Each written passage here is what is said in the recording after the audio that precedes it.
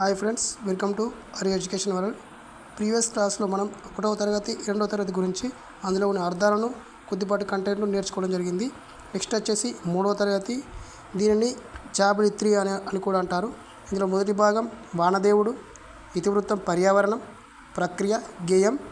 ఇందులో ఎక్కువ పాటి ఇతివృత్తాల ప్రక్రియకి ప్రాధాన్యం ఇవ్వడం జరిగింది. కంటెంట్ పెద్దగా ఏమీ లేదు. జస్ట్ కొన్ని పాఠ్యాంశంలో మెయిన్ పాయింట్లను తీసుకోవడం జరిగింది. చూడండి, బాలభీముడు అనేది దీని ఇతివృత్తం ఏంటంటే ఇతిహాసం, ప్రక్రియ, కథ. బాలభీముడి యొక్క తల్లి కుంతీదేవి, తండ్రి పాండురాజు కుమారులు 5, వారే పంచపాండవులు. అందులో పెద్దవాడు ధర్మరాజు, రెండవవాడు భీముడు, మూడవవాడు అర్జునుడు, నాలుగవవాడు నకులుడు, 5వవాడు సహదేవుడు. పాండురాజు అన్నెవరంటే ధృతరాష్ట్రుడు. ఈ ధృతరాష్ట్రుడు హస్తినాపురానికి రాజు. ధృతరాష్ట్రుని యొక్క కుమారులు 100 మంది, వారిని కౌరవులు అంటాం. వారిలో పెద్దవాడు దుర్యోధనుడు. అయితే ఇక్కడ పెద్దవాడు దుర్యోధనుడు భీమునికి ఆహారం తినిపించడం జరుగుతుంది. ఆహారంలో విషం కలుపుతాడు. అంటే పాయింట్ రూపంలో భీమునికి విషాహారం తినిపించింది దుర్యోధనుడు. అదేవిధంగా భీమునికి 1000 ఏనుగుల బలం ప్రసాదించింది ఎవరంటే నాగరాజు. ఇది ఎట్లా అంటే మనం కథ చదువుకుంటే తెలిసిపోతే సింపుల్గా. ఎట్లా అంటే దుర్యోధనుడు భీముని మీద కోపంతో విషాహారం తినిపించి ఏం చేస్తాడంటే ఒక వాగులో పడేస్తాడు. ఆ వాగులో ఎవరుంటారో నాగరాజు ఉంటాడు. ఆ నాగరాజు ఇతనికి భీమునికి 1000 ఏనుగుల బలాన్ని ప్రసాదిస్తాడు. నెక్స్ట్ వచ్చేసి కౌరవులు పాండవుల గురువు ఎవరంటే ద్రోణాచార్యుడు. గదాయుద్ధం ఎవరెవరికి మధ్య జరిగిందని చెప్పినప్పుడు ఈ దుర్యోధనునికి భీమునికి మధ్య జరిగింది. నెక్స్ట్ నా బలంతో చెడ్డ వాళ్ళని శిక్షిస్తా, మంచి వాళ్ళని రక్షిస్తా అని అన్నది ఎవరంటే భీముడు. ఎవరితో అంటాడు? తన తల్లితో అంటారు. నెక్స్ట్ వచ్చేసి ఇక్కడ స్వామి వివేకానందుడు మనకు ఒక సూక్తిని వివరించడం జరిగింది. అదేంటంటే ఖండబలానికి వివేకం శీలం తోడ్పడితే జీవితంలో అంతా విజయమే, బలమే జీవనము, బలహీనతే మరణం అని స్వామి వివేకానంద చెప్పడం జరిగింది. నెక్స్ట్ వచ్చేసి 3వ పాఠ్యాంశం అనేది అమ్మ అనేది గేయం. దీని యొక్క ఇతివృత్తం అనేది సంస్కృతి మరియు విలువలు. ప్రక్రియ, గేయం. ఈ బాలగేయాలు రాసినటువంటి వారు ఎవరంటే వేముగంటి నరసింహాచార్యులు. నెక్స్ట్ వచ్చేసి అమ్మ పాఠ్యభాషలో భాగంగా దయ అనేది మరొకటి ఇవ్వడం జరిగింది. దీని యొక్క ఇతివృత్తం భూతదయ, ప్రక్రియ, కథ. ఈ కపిలవస్తు నగరం శుద్ధోదనుడు పాలించేవాడు. కపిలవస్తు నగరం పాలించేది ఎవరు? శుద్ధోదనుడు. ఈ శుద్ధోదనుడి యొక్క కుమారుడు లేదా కొడుకు ఎవరంటే గౌతముడు. ఇతనికి మరొక పేరే సిద్ధార్థుడు. ఈ గౌతముడు లేదా సిద్ధార్థుడి యొక్క మిత్రుడు ఎవరంటే స్నేహితుడు దేవదత్తుడు. అయితే ఈ గౌతమునికి ఉన్న గుణాలు ఏంటంటే గౌరవం, భూతదయ. ఈ కథలో ఏమైందంటే ఈ గౌతమునికి దేవదత్తుని మధ్య ఒక చిన్న కథ జరుగుతుంది. అది ఇన్సిడెంట్ ఏంటంటే హంస కోసం అనేది ఒక చిన్న స్టోరీ ఉంటుంది. అది చదువుకుంటే అర్థమవుతుంది. అందులో కేవలం ముఖ్యమైన అంశాలను మాత్రమే, అంటే ఎగ్జామ్స్లో ఇవి రావచ్చు అనే ఉద్దేశంతో రాసినవి. ఇవే వస్తాయన్న గ్యారంటీ ఏం లేదు. ఆ కథ చదువుకుంటే అర్థమవుతుంది. ఇంకోటి నా 4th లెసన్ వచ్చేసి మన పండుగలు. ఈ మన పండుగలు అనేది ఇతివృత్తం అనేది సంస్కృతి, ప్రక్రియ అనేది సంభాషణ. ఇందులో తిథులు ఉండడం జరిగింది. మొత్తం 15 తిథులు ఉన్నాయి. 15 తిథులు ఒకసారి చూద్దాం. మొదట వచ్చేసి పాడ్యమి, రెండవది విధియ, మూడవది తదియ, నాలుగవది చవితి, 5వది పంచమి, 6వది షష్ఠి, 7వది అష్టమి, 9వది నవమి, 10వది దశమి, 11 ఏకాదశి, 12 ద్వాదశి, 13 త్రయోదశి, 14 చతుర్దశి, 15వది పూర్ణిమ అమావాస్య. అంటే మొదటి 15 రోజులు పూర్ణిమగాను, తర్వాత 15 రోజులు ఇక్కడ నుండి అమావాస్యగాను తీసుకోవడం జరుగుతుంది. అంటే ఇక్కడ పాడ్యమి, విధియ, తది అనేది 15 రోజులు. ఇవి మనకు 1, 2, 3 మాదిరిలో ఉంటాయి. 1, 2 విధంగా తేడా ఉంటాయి తప్ప మిగతా ఆల్మోస్ట్ మన నెంబర్స్ ఈక్వల్గా ఉంటాయి. చూడండి, 1 అంటే పాడ్యమి, 2 విధియ, 3 నుండి చూడండి 3 చవితి. అంటే మన హిందీ వర్డ్స్ లేదా మాదిరిగా ఉంటాయి. తదియ, చవితి, పంచమి, ఇట్లా హిందీ కొద్దిగా రిలేటివ్ వర్డ్స్ తోటి ఉండడం జరుగుతుంది. ఈజీగా గుర్తుంచుకోవచ్చు. ఒకసారి చూసుకోండి. నెక్స్ట్ వచ్చేసి మాసాలు మన తెలుగు నెలలు. మనకు జనవరి, ఫిబ్రవరి అంటాం కదా, అదేవిధంగా వాటిని తెలుగులో ఏ విధంగా అంటారంటే తెలుగు నెలలు ఇవే: చైత్రం, వైశాఖం, జ్యేష్టం, ఆషాఢం, శ్రావణం, భద్రపదం, అశ్వయుజం, కార్తీకం, మార్గశిరం, పుష్యం, మాఘం, పాల్గొనం. ఇవి ఏంటంటే ముందుగా మనం ఎక్కువ గుర్తుంచుకోవాలంటే మొదటి నెల ఏంటిది, చివరి నెల ఏంటిది. ఇక్కడ కూడా ఏంటిది, మొదటిది పాడ్యమి, చివరి పూర్ణిమ అమావాస్య. మొదటి 15 రోజులు పూర్ణిమ వస్తుంది, తర్వాత 10 రోజులు అమావాస్య వస్తాయి. ఒకసారి చూసుకోండి. నెక్స్ట్ వచ్చేసి పండుగలు. అంటే ఈ తెలుగు నెలలో వచ్చే పండుగలు ఏంటి అంటే చూద్దాం. ఉగాది చైత్రమాసం మొదటిది పాడ్యం రోజు వస్తుంది. ఇందులోనే మనం పంచాంగ శ్రవణం చూస్తాం. నెక్స్ట్ వచ్చేసి శ్రీరామనవమి చైత్రమాసం శుద్ధ నవమి రోజు వస్తుంది. ఉగాది తర్వాత 9 రోజులకు వస్తుంది. నెక్స్ట్ వచ్చేసి బొడ్డెమ్మ పండుగ భాద్రపద బహుళ అమావాస్యకు ముందు ప్రారంభమవుతుంది. ఇందులో ఏం చేస్తారంటే గద్దెను చేసి వెంపలి చెట్టు నాటుతారు, అంటే మట్టితో గద్దె చేసి అందులో వెంపలి చెట్టు నాటడం జరుగుతుంది. నెక్స్ట్ వచ్చేసి దసరా అశ్వయుజ మాసం శుద్ధ దశమి, రాముడు రావణాసురుని సంహరించడం, పాండవులు జమ్మి చెట్టు మీద ఆయుధాలు దాచిపెట్టడం. అంటే ఈ దసరా రావడానికి గల కారణాలు ఏంటంటే అశ్వయుజ మాసంలో రాముడు రావణాసురుని చంపడం ఒకటి, అదేవిధంగా పాండవులు జమ్మి చెట్టు మీద ఆయుధాలు దాచిపెట్టడం, ఆ సందర్భంగా ఈ దసరా జరుపుకోవడం అనేది జరుగుతుంది. నెక్స్ట్ వచ్చేసి దీపావళి. ఈ దీపావళి వచ్చేసి అంటే అశ్వయుజ బహుళ అమావాస్య, అంటే అమావాస్య రోజు ఈ దీపావళిని అశ్వయుజం అమావాస్య రోజు దీపావళి వస్తుంది. ఇది దసరా తర్వాత 20 రోజుల్లోకి వస్తుంది. ఇందులో ముఖ్యంగా ఏంటంటే రంజాన్. ఇది అయిపోయిన తర్వాత ఏమొస్తుంది, మళ్ళీ రంజాన్ నెల. రంజాన్ అంటే ఇస్లాం క్యాలెండర్లో ఒక నెల పేరు. రంజాన్ అనేది ఆ పండుగనే, ఆ నెల పేరే ఆ పండుగకు పెట్టడం జరిగింది. ఆ ముస్లింల పవిత్ర గ్రంథం వచ్చేసి ఖురాన్. ఆ ఖురాన్ కూడా అదే నెలలో ఆవిర్భవించిందని నమ్ముతారు. ఈ నెల చివరన అంటే ఈ రంజాన్ చల నివారణ ఏం చేస్తారంటే ఈద్ ఉల్ ఫితర్, దీన్నే రంజాన్ అని కూడా అంటారు. ఈ ఈద్ ఉల్ ఫితర్ జరుపుకుంటారు. నెక్స్ట్ వచ్చేసి ఇక బక్రీదు, మొహరం దేనికి ప్రతిగా జరుపుకుంటారు అంటే త్యాగానికి ప్రతిగా జరుపుకోవడం జరుగుతుంది. నెక్స్ట్ వచ్చేసి తీజ్ అంటే లంబాడీల పండుగ. ఈ లంబాడీలు జరుపుకుంటారు. ఇలా దుసేరు తీగలతో అల్లిన, అంటే దుసేరు తీగలు అంటే ఒక మొక్క యొక్క తీగలు. ఈ దుసేరు తీగలతో అల్లిన బుట్టలతో తండానాయకుడి చేత, అంటే దుసేరు పుల్లలతో ఒక బుట్ట అల్లి ఆ తండానాయకుడికి ఇచ్చి అతని చేసే పుట్టమని పోయించి నానబెట్టి గోధుమలు చల్లుతారు. అంటే ఆ మట్టిలో గోధుమలు చల్లి అవి 9 రోజుల తర్వాత ఏం చేస్తారంటే అవి మొలకెత్తాయి. ఆ మొలకెత్తిన తర్వాత ఏం చేస్తారు, ఆ ఆడపిల్ల ఆ నారును ఏం చేసి అన్నదమ్ములకు ఇచ్చి వారి ద్వారా ఆశీర్వాదం తీసుకోండి. ఇది ఎవరి కోసం, కన్నె పిల్లలు చేస్తారంటే పెళ్లి కాని అమ్మాయిలు పెళ్లి కోసం చేసేది ఈ తీజ్ పండుగ. నెక్స్ట్ వచ్చేసి 5వ పాఠ్యాంశం కాకుల లెక్క. ఈ కాకుల లెక్కలు ఏం చేస్తారంటే ఇలా మెద్దగా ఏం పాయింట్స్ ఏం లేదు. దీని ఇతివృత్తం, హాస్యం, ప్రక్రియ, కథ. ఆల్మోస్ట్ ఒక జంతువులకు సంబంధించింది కానీ ఏమన్నా స్టోరీలకు సంబంధించి ఆల్మోస్ట్ హాస్యాలు, కథలే ఉంటాయి. ఇతివృత్తాలు, ప్రక్రియలు పెద్దగా దాని గురించి పర్టికులర్గా గుర్తుంచుకోవాల్సిన అవసరం లేదు. కాకుల లెక్క అంటే జంతువులకు సంబంధించిన ఏదైనా కూడా దాదాపు హాస్యం రూపంలో ఉంటుంది, కథ రూపంలో ఉంటాయి. హాస్యకు సంబంధించిన కథ రూపం, నీతి కథలు కానీ అన్ని ఆ ప్రక్రియలు ఆల్మోస్ట్ కథల రూపంలో ఉంటాయి. ఏమనంటే ఇక్కడ ప్రభు నేను చెప్పిన సంఖ్య సరైనది అంటే కాకులకు సంబంధించిన ఒక లెక్క చెప్తాడు. ఎవరు, బీర్బల్ అక్బర్తో ఒక లెక్క చెప్తాడు.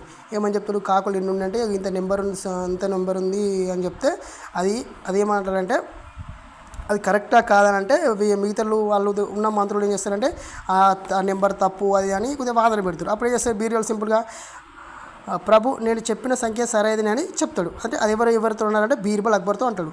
లేగదూడ అంటే ఇతివృత్తం భూతదయ, ప్రక్రియ గేయం, నీటి అందాలు. ఇతివృత్తం దర్శనీయ స్థలాలు, ప్రక్రియ వ్యాసం, లక్నవరం. ఈ నీటి అందాల్లో కొన్ని చెరువుల గురించి ఇవ్వడం జరిగింది. ముందుగా వచ్చేసి లక్నవరం ఎక్కడుంది, ములుగు జిల్లాలో ఉంది. అంటే ప్రజెంట్ ములుగు జిల్లా, అంతకుముందు ఏముంది ఓల్డ్ జయశంకర్ జిల్లా. అంటే రెండు గుర్తుంచుకో, ఎందుకైనా మంచిది, టెక్స్ట్ బుక్లో ఇదే ఉన్నట్టుంది. నెక్స్ట్ వచ్చేసి ఇది ఎక్కడ ఉంటుందంటే 2 గుట్టల మధ్య ఉంటుంది. నెక్స్ట్ హైదరాబాద్కి 212 కిలోమీటర్ల దూరం ఉంది. అదేవిధంగా వరంగల్కి 75 కిలోమీటర్ల దూరం ఉంది. ఇది ఎవరు తవ్వించారు అంటే కాకతీయ రాజులు తవ్వించారు. ఇది దేనికంటే ఎక్కువ వానలను నిల్వ ఉంచే చెరువు లక్నవరం చెరువు. నెక్స్ట్ ఇది 1000 ఎకరాల్లో భూస్వామ్యం చేస్తారు దీనివల్ల.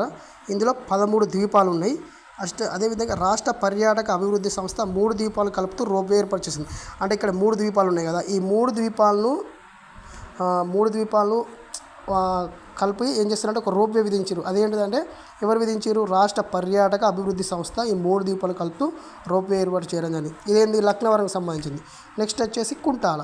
ఈ కుంటాల ఏంది, ఈ కుంటాల ఎక్కడుంది, తెలంగాణలోని ఆదిలాబాద్ జిల్లాలో ఉంది. సో దీన్ని తెలంగాణ కాశ్మీర్ ఏంటి అంటే ఆదిలాబాద్ చెప్పడం జరుగుతుంది. ఈ టీజీలో అతి ఎత్తైన జలపాతం ఏంటంటే కుంటాల. ఇది ఎక్కడుంది మరి, నిర్మల్ జిల్లాలో ఉంది. నిర్మల్ జిల్లాలో ఉత్తర సహ్యాద్రి పర్వతాల్లో ఎత్తైన కొండల నడుమ, ఇక్కడ ఉత్తర సహ్యాద్రి పర్వతాల్లో ఎత్తైన కొండల నడుమ కడెం నదిపైన ఉంది. ఏ నదిపైన ఉంది అడగవచ్చు, కడెం నదిపైన ఉంది. ఇది మరి ఎక్కడిది, ఎట్లా దీని యొక్క చరిత్ర ఏంటంటే శకుంతల దుష్యంతుల కథలో శకుంతల ఇక్కడే నివాసం ఉన్నట్టు ఇక్కడ ఈ నిర్మల్ జిల్లాలోని ఉత్తర సహ్యాద్రి పర్వతాల్లో నివసించడం అనేది జరిగింది. కాబట్టి మొదట దీనిని కుంతల అని పిలిచేవారు. తర్వాత ఏమైంది, దాన్ని ఇప్పుడు కుంటాలుగా పిలుస్తున్నారు.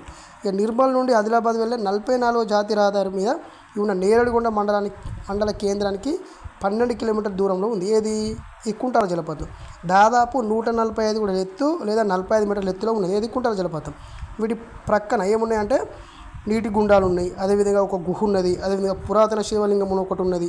దీనికి రోజు శివరాత్రి రోజు గిరిజనులు పూజలు చేస్తారు అనేది ఉంటుంది. నెక్స్ట్ వచ్చేసి నాగార్జున సాగర్. ఈ నాగార్జున సాగర్ ఏంటిది? ఈ ప్రపంచంలో అతి ఎత్తైన రాతి కట్టడం. ఏంటిది? ప్రపంచంలో అతి ఎత్తైన రాతి కట్టడం.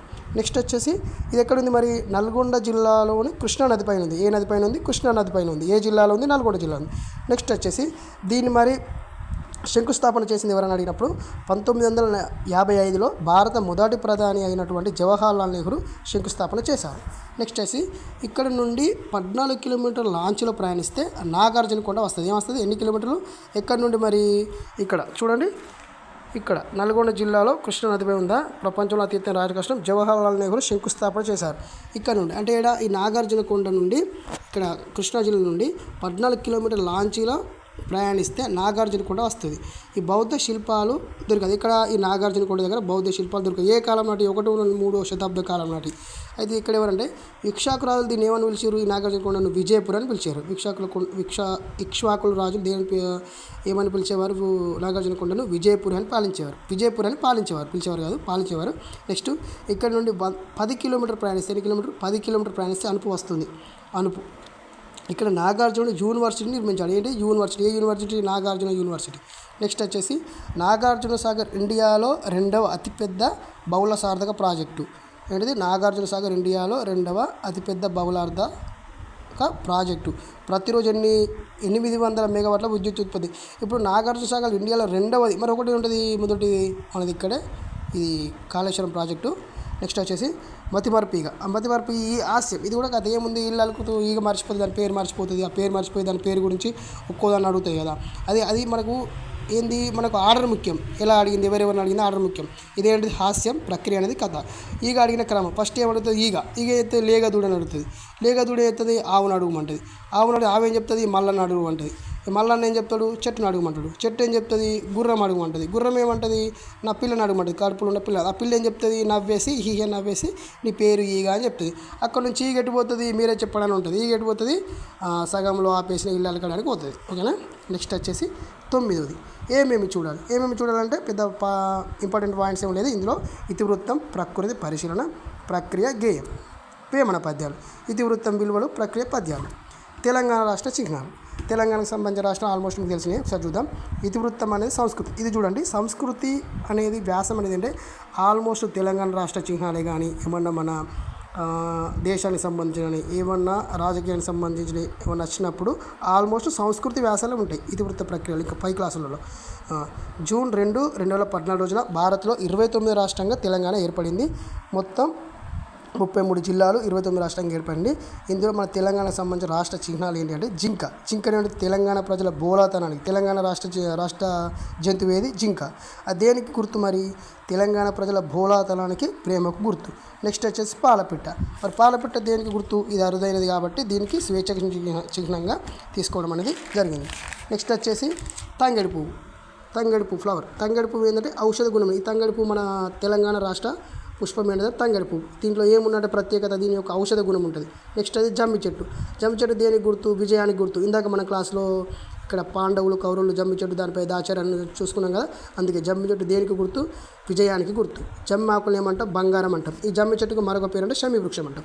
నెక్స్ట్ వచ్చేసి తెలంగాణ రాష్ట్ర అయిపోయినాయి కదా. ఇప్పుడు మన జాతీయ జెండా గురించి తెలుసుకుందాం. ఇందులో మొత్తం 3 రంగులు ఉంటాయి. కాషాయం, తెలుపు, ఆకుపచ్చ ఉంటాయి కదా. ఈ కాషాయం రంగు దేనికి గుర్తు అంటే త్యాగానికి, దేశభక్తికి ప్రతీక. దేనికి? త్యాగానికి, దేశభక్తికి ప్రతీక. నెక్స్ట్ వచ్చేసి తెలుపు రంగు అనేది దేనికి గుర్తు? శాంతికి, సత్యానికి చిహ్నం. నెక్స్ట్ వచ్చేసి ఆకుపచ్చ రంగు. ఇది ఆకుపచ్చ రంగుకి నమ్మకానికి, సమృద్ధికి, భూమికి సంకేతం. నెక్స్ట్ వచ్చేసి అశోక చక్రం. ఆ మధ్యలో ఉంటుంది కదా మనకు. అశోక చక్రంలో 24 ఆకులు. ఆ 24 ఆకులు దేనికంటే 24 గంటలకు, అదేవిధంగా క్రమశిక్షణకి, ధర్మానికి సంకేతం.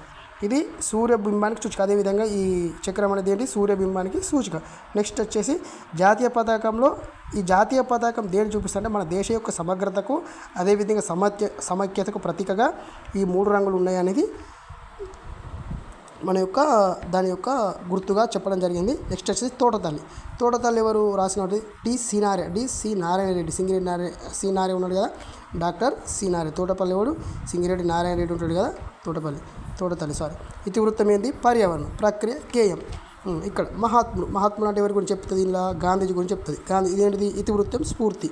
అదేవిధంగా ప్రక్రియ, వ్యాసం. జననం ఎప్పుడు గాంధీ ఎప్పుడు జన్మించాడు? 1869 అక్టోబర్ 2న గుజరాత్లోని పోర్బందర్లో జన్మించాడు.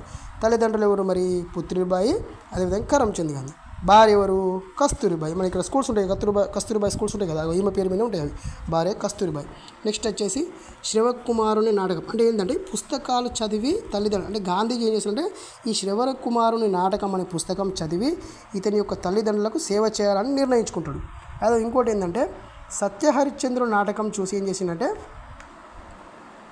సత్యం పలకాలని నిర్ణయించుకున్నాడు.